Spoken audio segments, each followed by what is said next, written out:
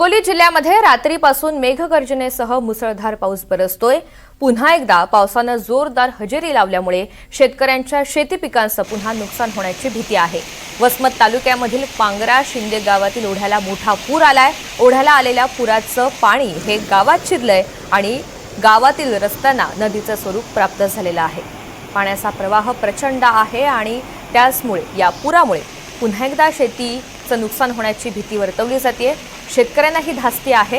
हिंगोली जिल्ह्यामध्ये रात्रीपासूनच मेघगर्जनेसह मुसळधार पाऊस बरसतोय। शिंदे येथे ढगफुटी सदृश्य पाऊस चालू आहे। ओढ्या नाल्याला वडे नाले भरून वाहत आहेत। गावामध्ये पण पाणी शिरलेलं आहे आणि रात्री पण शेतकरी शेताकडे गेलेले, तिकडे पलीकडे अडकलेले नदीच्या आणि दूध काढायला दूध उत्पादक शेतकरी जवळपास 200-300 लोक इकडे अलीकडे पण अडकलेले आहेत। शासनाने याची जरूर खबरदारी घ्यावी।